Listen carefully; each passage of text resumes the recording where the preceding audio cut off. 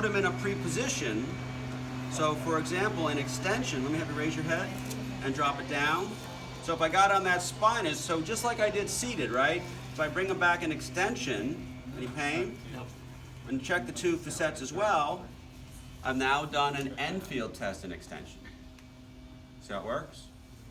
If I came on the side of the spinous, and drop your head, and I went really low onto the side of his head and got really low like Spider-Man, and came straight across the neck, especially right here, what direction is that? Right lateral flexion. And now what direction is this? Lateral flexion. So I could also do lateral flexions and feel. Here's the tricky one. Rotation.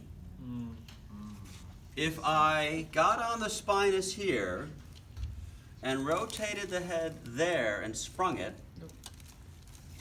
what motion is that? Neutral rotation. Left rotation. Left rotation.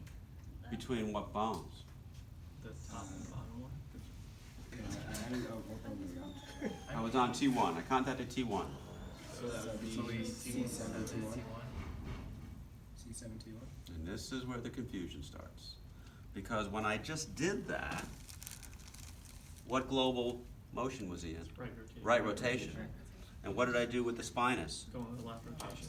I took it the opposite way. I actually resisted its attempt to go into right rotation. I did a resisted Endfeel test for right rotation between T1 and C7.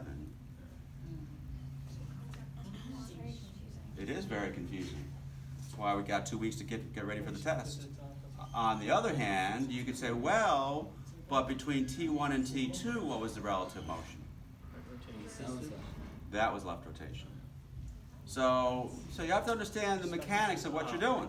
So you're literally looking at it as whether you're looking at the top bone, which one's moving in relationship to the bottom bone, and then vice versa for the other segment, if that makes sense. So like if you're on T1, then you're going to be thinking you're calling it left or right rotation depending on what C7's doing, right?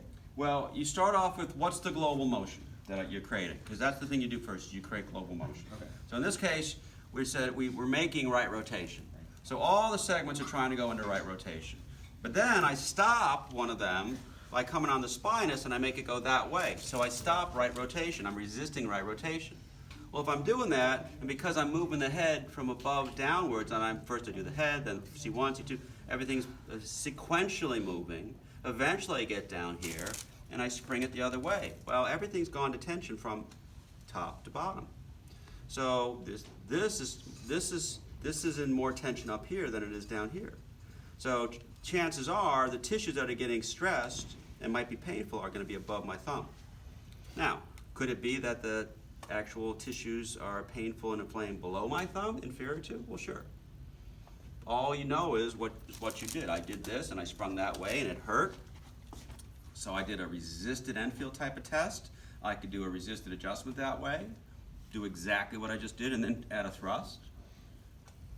But of course on national boards you better not do that because they don't accept resisted adjusted. So the way to look at it is you're gonna name a motion segment, T1 and T2. You're gonna say to yourself, well, what spinous am I on? And which direction am I pushing? If I'm on the top one and I'm going that way, that would be relative left rotation, right? If I'm on the bottom one going that way, that would be relative right rotation.